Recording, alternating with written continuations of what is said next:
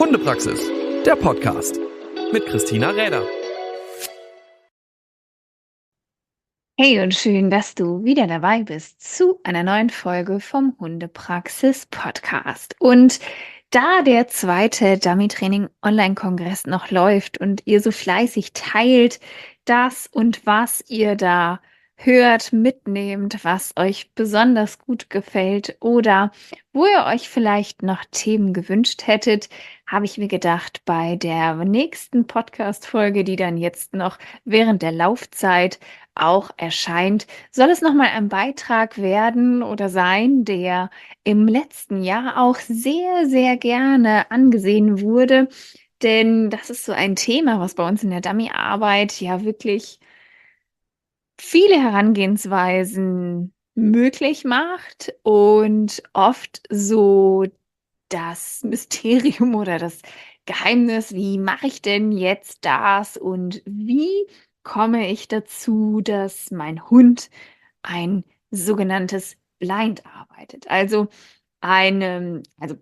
quasi geschickt werden kann, ohne dass er wirklich irgendwelche Anhaltspunkte hat, außer meiner ihn einweisenden Hand. Und das ist ja so der Punkt, auf den wir lange, lange, lange mit dem Thema Einweisen auch hinarbeiten und hintrainieren. Und die einen arbeiten sehr viel darüber, die anderen weniger. Und wie man das Ganze aufbauen könnte, darüber hat im letzten Kongress Carsten Nissen gesprochen und der Beitrag war für viele sehr, sehr interessant. Und insofern habe ich ihn mir noch einmal herausgepickt und möchte ihn euch heute noch einmal auf die Ohren geben, um hier nochmal vielleicht die eine oder andere Idee gerade für dieses Thema zu sammeln. Und ich würde sagen, du kannst dich immer noch registrieren für den zweiten Dummytraining-Onlinekongress. Er läuft noch bis zum 17. März kostenfrei für dich. Du kannst dich einfach einloggen. Den Kongress verlinke ich dir noch hier einmal unter dieser Podcast-Folge. Und wenn dir dieses Thema noch gefehlt hat oder du darüber nachgedacht hast oder es vielleicht ein Thema für euch momentan ist, dann ist es vielleicht nochmal hier eine gute Gelegenheit, dir ein paar Ideen und Tipps anzuhören oder einfach nur mal hereinzuschnuppern, wie Carsten das Ganze aufbaut mit seinen Hunden. Und in diesem Sinne wünsche ich dir ganz viel Freude bei der Episode. Ich freue mich übrigens immer, wenn euch die Podcasts gefallen, dass ihr mir vielleicht auch mal ein kleines Pünktchen da lasst und gerne eine Bewertung hinterlasst und natürlich auch gerne den Podcast teilt. Insofern ganz viel Freude mit der Episode und los geht's. We are on the next speech or the next interview, and I have a very special guest today again because he's a very experienced trainer and also dog handler. He's running on field trials well and based in Denmark. So I'm very happy to have now Carsten Nissen here. Thank you for taking your time and sharing some very interesting ideas with us. Hopefully. Nice that you're here. Thank you very much, Christina. Thank you for inviting me. Well, I thought a lot about what to talk about on this occasion, and then I decided on talking about blind retrieves. I chose this topic because it plays a bigger role both in working test and also in the basic training. So I thought I would put a few words on this special thing, sending for blinds.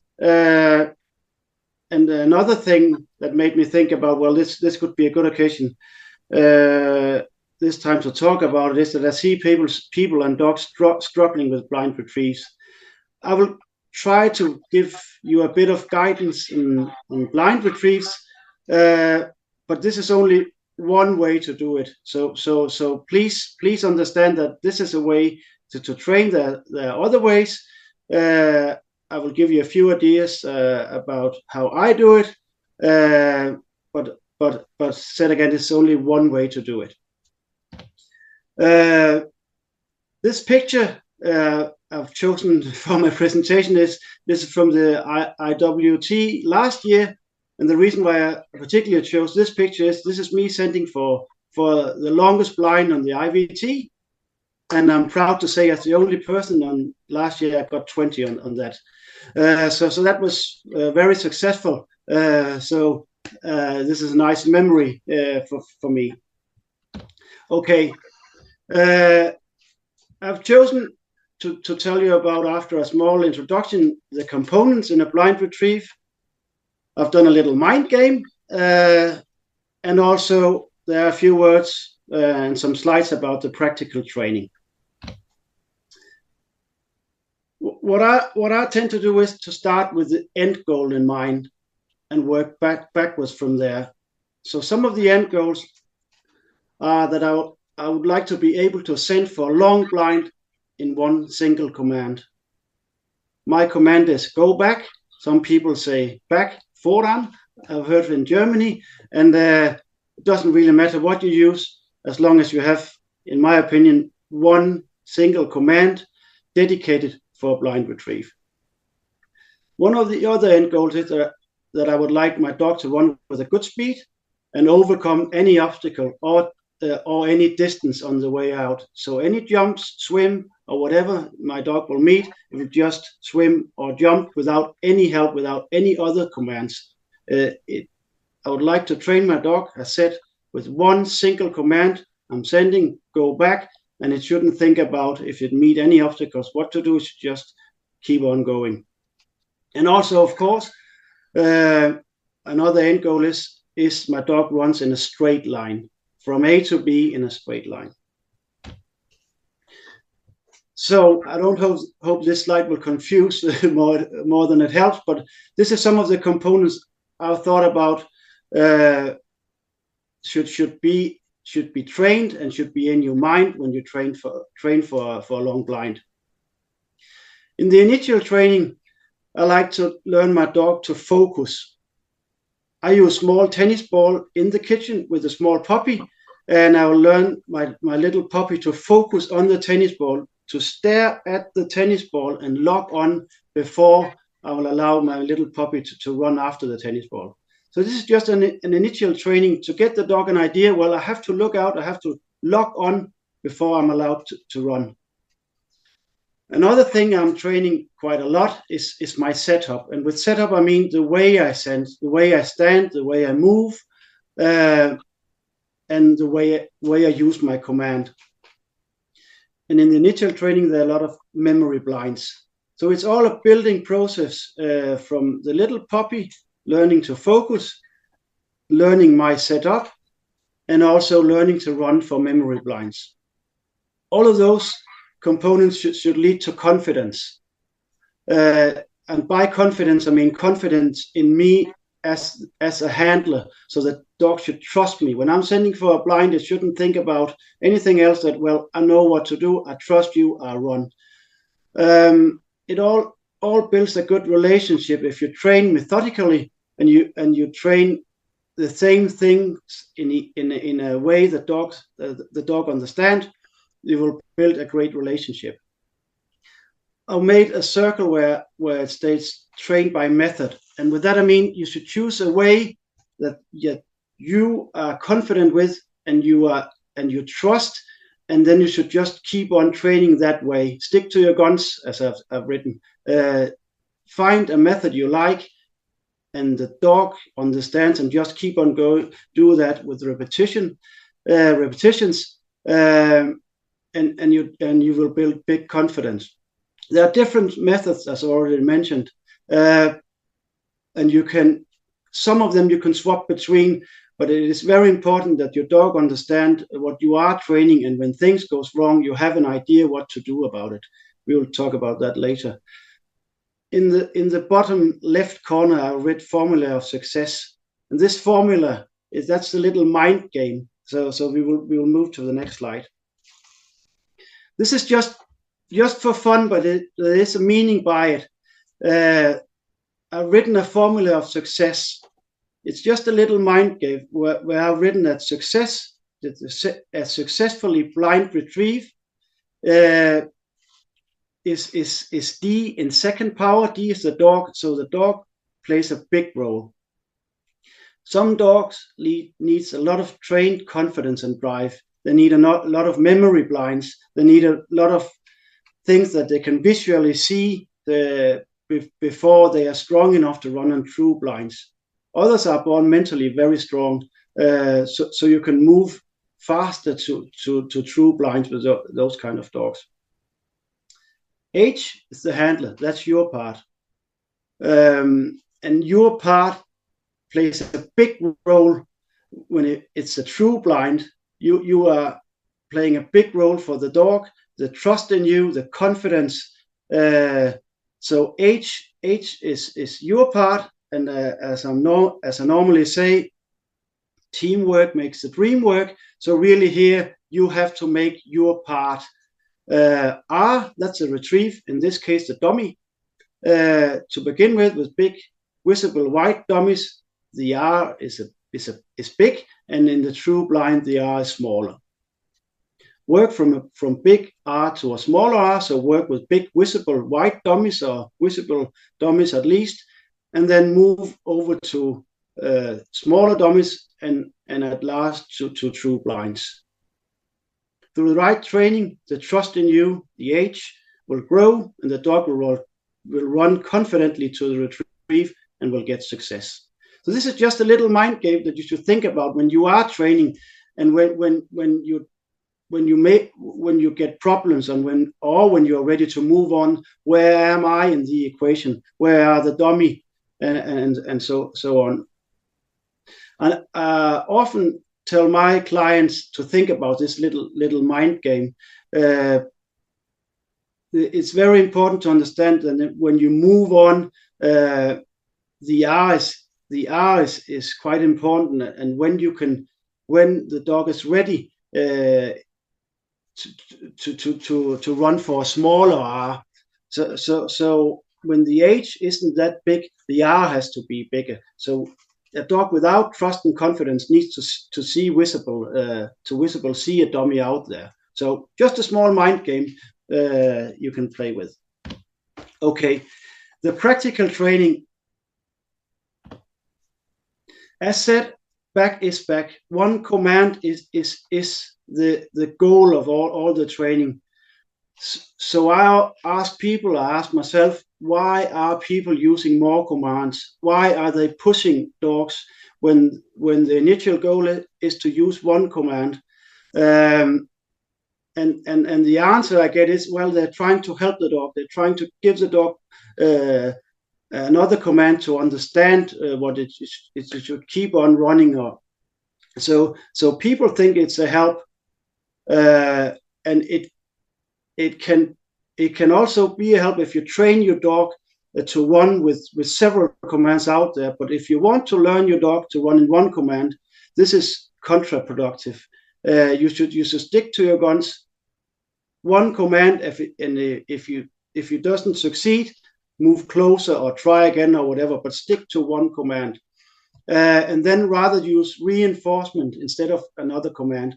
And by reinforcement, I mean a small good girl, a good boy, or whatever you use, and to begin with, maybe a bit more reinforcement than later on. But use reinforcement, but this is much easier to take away again. So when your dog gets more confident and stronger, then take away some of the reinforcement. It's a much easier way than pushing your dog, because your dog will get used to all this pushing. And when you stop pushing your dog, often the dog will think, well, what's going on? I'd rather stop now. I don't understand this. I'm used to getting pushed now. And also, if things goes wrong, don't start to push, but reset and get it right in one command.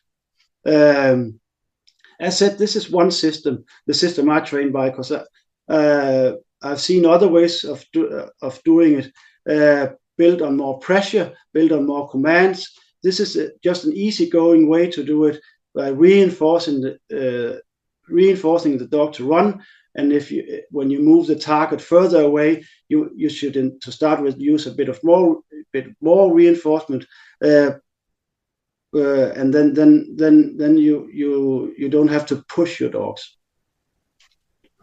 Yeah. So remember to start with the end goal in mind.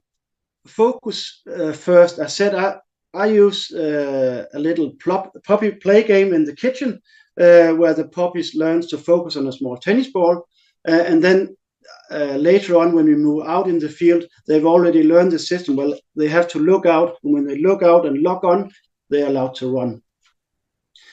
Heel training is part of the setup, and heel training is of most importance here.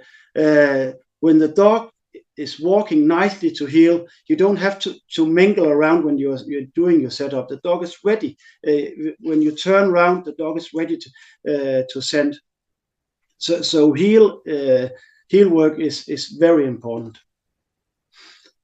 And then again, start with memory blind to build confidence. Use visible dummies. I call it the big dummy you can see in the upper left corner, a game changer. It has helped me a lot, both in building confidence, but I also use this when I see clients get problems to give the dog more confidence. I use these big dummies because they're very visible on very long distance.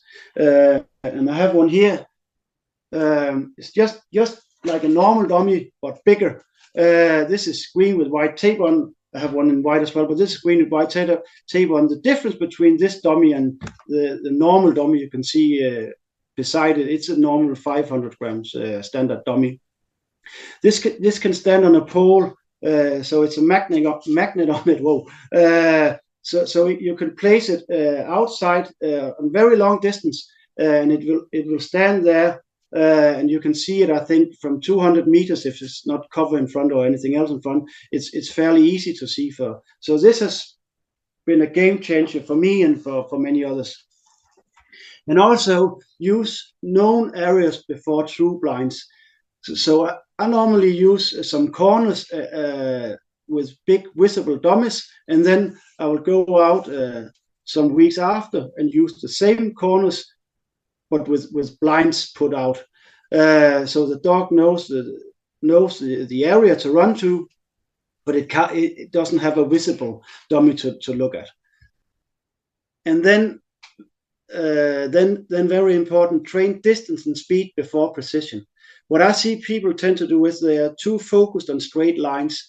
So with young dogs, they are trying to run to make them run very straight before getting confidence on distance. And this can lead to several problems. So I would rather like a dog running fast, but maybe not that precise, but fast out with confidence, with a good speed, and then later on train for a narrower line, a better line. But to begin with, train for distance and speed before precision. And then there's the question I've always been asked. That's what do you do when your dog curves off or running in the wrong direction? Or I do different things, but one thing I tend to do more now than before is just leaving the dog. Just leaving the dog. Just let the dog realize that he has taken the wrong line. Just leave the dog to run in the wrong direction and find nothing. So it's very important if you use this system, there's nothing else to find. There's one dummy out, and if it doesn't run in the right direction, it won't find anything. So if your dog curves off in the wrong direction, I tend to leave them now. And dogs do different things. And some mentally strong dogs, they're trying a lot to find, so they will run around and maybe run a long distance, and then they will get in doubt, whoa, I might be wrong. All dogs will at one point reach the limit and say, well, I am wrong, can you help me please? And there are different ways to show it. Some will just look back at you, stand still, look back. Some will start to run back to you, and there are different ways to show it. But believe me, even the strongest dog will look for help at one point. At this point, I will call it back. There's nothing else that just call it back and send again. And if it takes the right decision at this point, I will reinforce the dog on the way out, good boy. Or if it takes a wrong decision again in another direction, maybe I'll just leave it.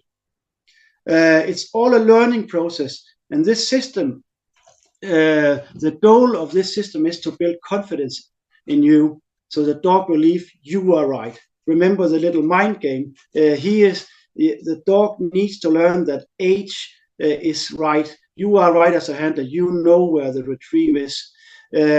So after several tries and over months of training, your dog will learn, okay, I better do what he tells or she tells me. I'm running in the direction I'm pointed, and get success. This is one way to do it. I know different other ways, but this is I think a modern way of teaching a dog running blinds, and I like this. Seen it work. I was very doubtful to begin with, I must admit, as a bit of a control freak. I must admit, just leaving a dog running around, well, I didn't like it to begin with, but now I see how the dog learns to trust in you. So this is definitely a way to go. So thank you very much for these ideas. So you have a summary also, but I think I have some questions afterwards, but I don't want to. I want to cut it down. Yeah. Okay. Yeah, it's just a small summary. I've spoken a lot now about a small topic, running blinds. So I'll just try to wrap it up a bit in a small summary. Build confidence.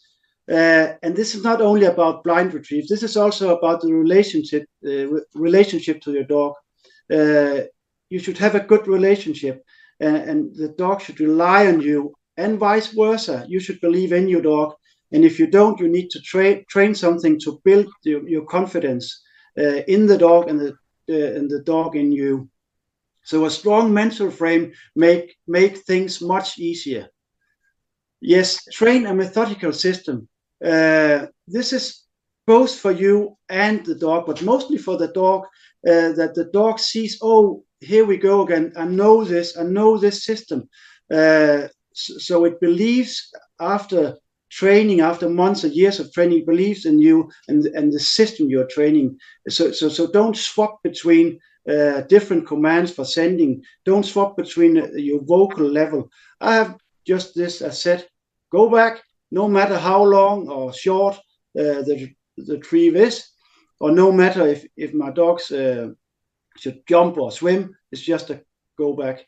And when things go wrong, and they do for all of us, don't panic. You have found a system to train by. You know what to do when things goes wrong. You know, my system is, I will call the dog back when the mind is clear, and if the dog has tried his own ideas, I'll call him back and try again. And I'll try 3-4 times, and when I see, okay, this doesn't work, my dog get confused now, I will move closer. And eventually I'll move back again and take the initial retrieve from the same distance, and hopefully get a success.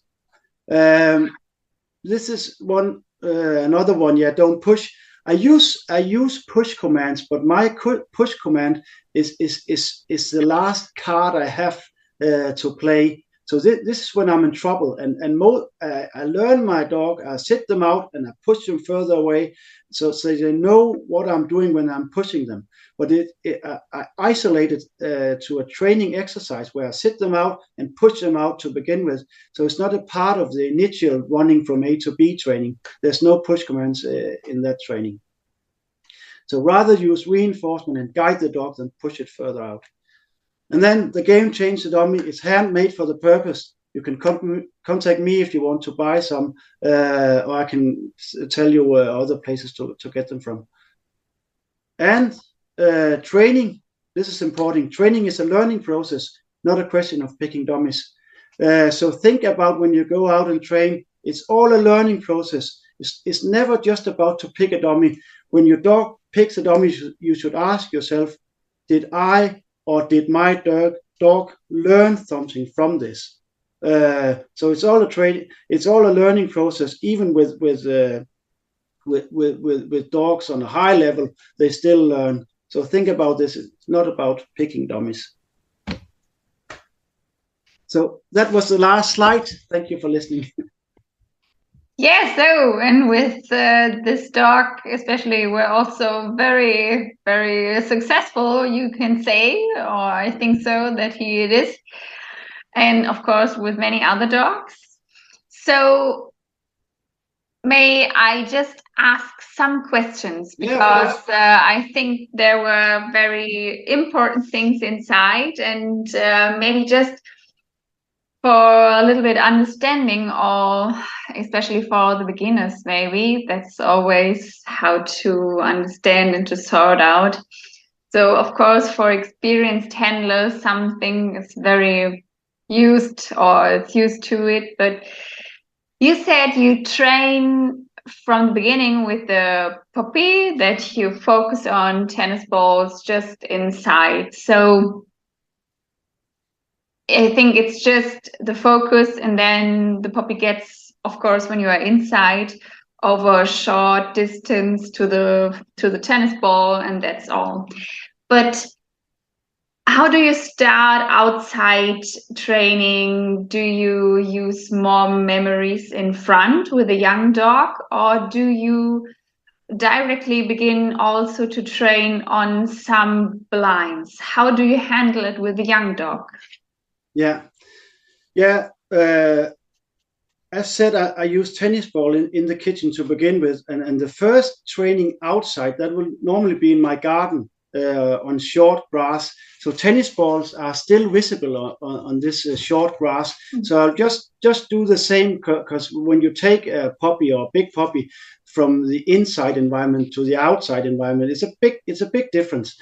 So I'm just checking to begin with if the dog is still capable of doing the same stuff as we just did inside. So I will set it up again, and when I do this little puppy play game, I normally hold the puppy by my side because it's not steady yet. It will just run out if I let it run out. So I'm just holding it. And I also learned this little puppy that you're not allowed to run before you relaxes. You have to show me that you can relax on a visual stimuli. You have to show me that before you are allowed to run, you need to relax. So what I'm looking for after throwing the tennis ball is a little puppy looking out and relaxing, and then I'll just send it. And then to your question, I will move from tennis ball to small visible dummies. So everything now is found by eyes more than nose. This is a system I will keep on doing. So I'll move from the small dummies to bigger dummies and to a bit more distance. But everything is, to begin with, is something visible. So I'll not send for a true blind before I have a dog that I can trust will run a true blind. So I'll not test them. I'll just make sure they're confident in me and they're confident in the dummy. Remember the little mind game. They can see the dummy. So the retrieve, the R is big in this equation still. So they can visibly see the dummy and they will run out for it. And from there on, I will go to other areas and do visible stuff. And then, as I've already said, I'll use some of the areas I've put out dummies in and send back for them as half blinds or true blinds.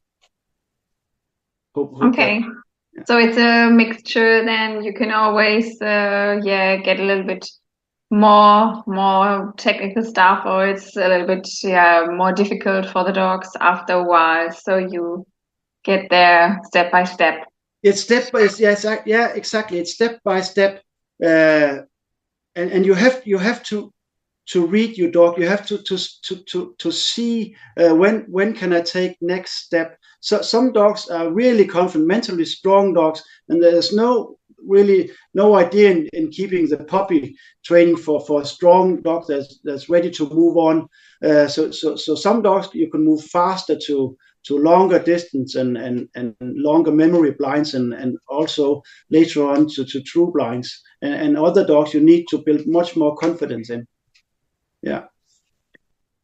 Do you take also, maybe because this, of course, you will take care on it, but which direction of the wind do you use when you're putting out these things? And do you also have a look when you are training on really blinds for, I think, a dog that is also getting it? So when you say you don't test the dog, but if you're sure the dog will go on blinds, how do you handle it with the track of your feet when you're going out, or what direction? Maybe some words about this. Good points. The wind, to begin with, I like backward wind. As I've already said, I would like them to find by eyes and not by nose. So wind coming from behind is the best to begin with. Later on, well, when you're doing very technical stuff, you have to learn your dog to run in crosswinds and also have to run straight into wind. But to begin with, I like to have a wind coming from behind, and also this foot scent. If dogs are different, and if I have what I call a line dog, this is an opposite of the spaniel type dog that's going for this. What I call a true line dog is a dog that normally will run with the head up, and then if you tell it to search, it will search, but its fall back is to run with head up. A dog like that, I'm not thinking too much about foot scent, because it will run with head up and visible, see the dummy and just keep on running. If I have a dog that's more spaniel type, it's going with the nose down, I'm thinking a lot about foot scent. And what I tend to do, like I think many others, is when I put a dummy out, I'll walk around it. I will not walk the same way back as a dog should run afterwards. I'll just walk around and then send for it. But saying that, I don't see that I don't get many problems about foot sense since I've used this building up with visible stuff. If you've asked me 15 years ago, say, well, you have to be very careful. But that was before this system I just talked about.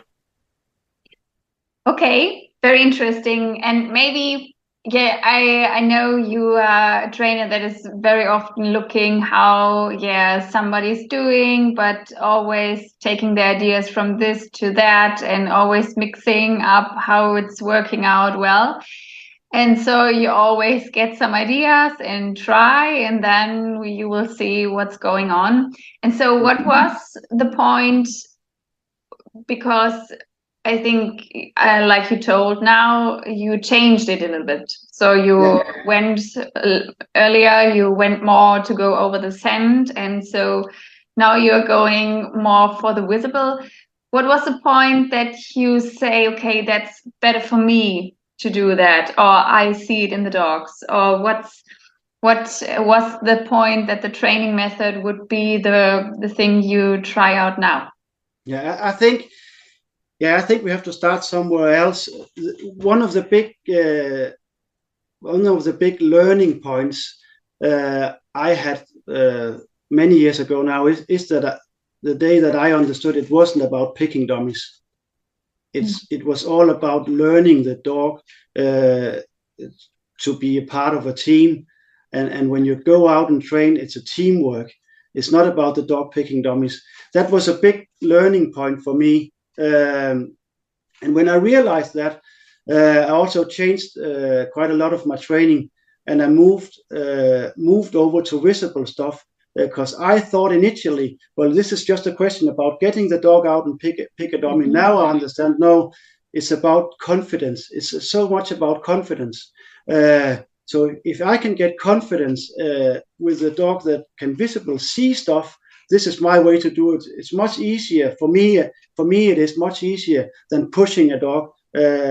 I'm not a fan of pressure, so I like the dog to run on confidence and not on pressure.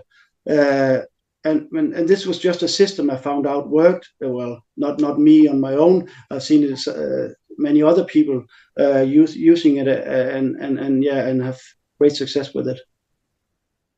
Yeah, okay, so on my mind, it's like it's always, we talked in another speech about also, of course, how dogs learn and how it's always going, because I think when you switch it into these visible things for getting the dog running on blinds, it's just on which distance do you start with the first really blinds? Do you also depend on the dog, or okay, away from the puppy on the tennis ball in the garden also?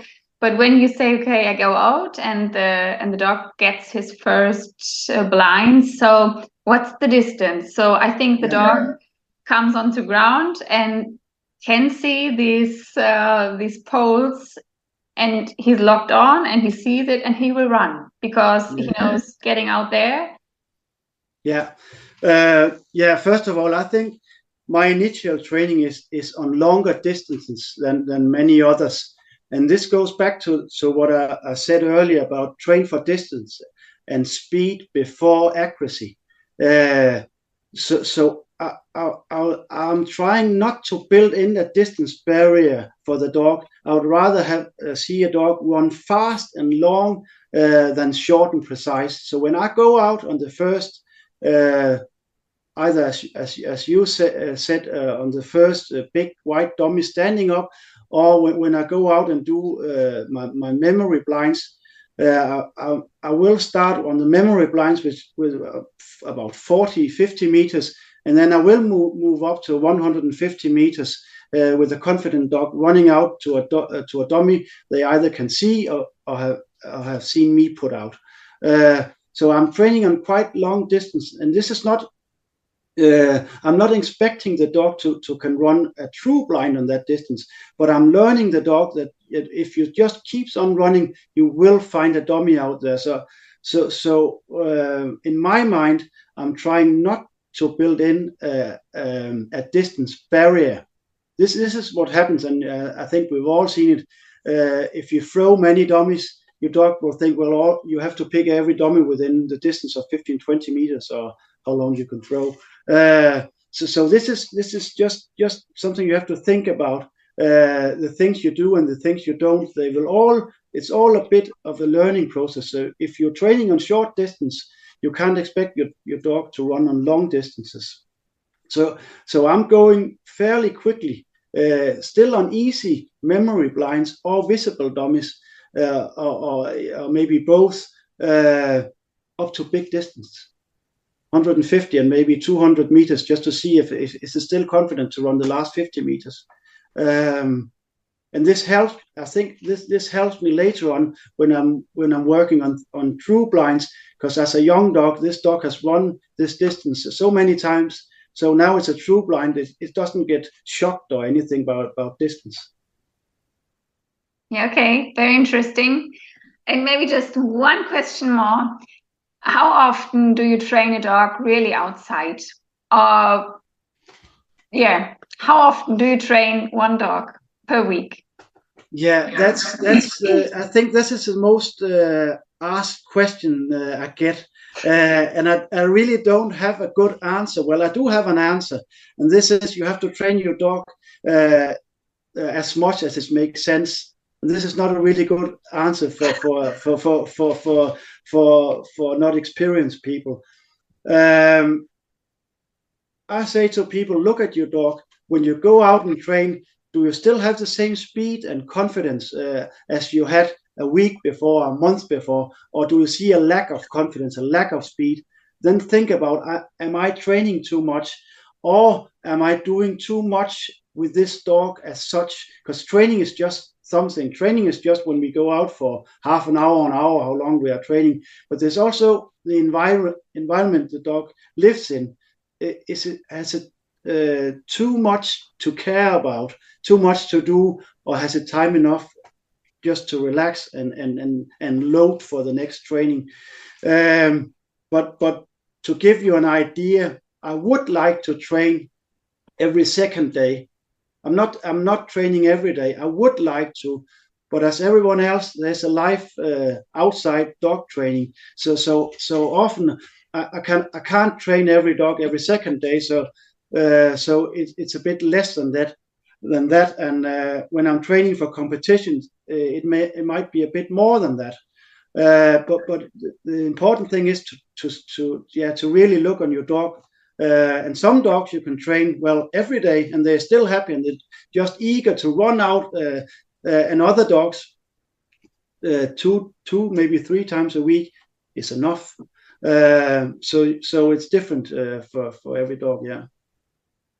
Yeah. So it is the most important thing to read the dogs and to know how they're working. And so, of course, we just can get some advices from trainers, but the people also have to learn to look at their dogs and what's really important for them in the moment. So, I think all my questions are done. So I say thank you very much for these nice ideas and nice, interesting things. And of course, if anybody is looking for these poles with the dummies, that's an address also for you, because and then you get it into Europe, or you have it to send it into Europe. That's easy. And thank you very much, and nice to have you here. And so we will go out and train on the blinds, maybe getting some other ideas again on it. Thank you very much. Thank you, Christina. Thank you. Hundepraxis, der Podcast mit Christina Räder.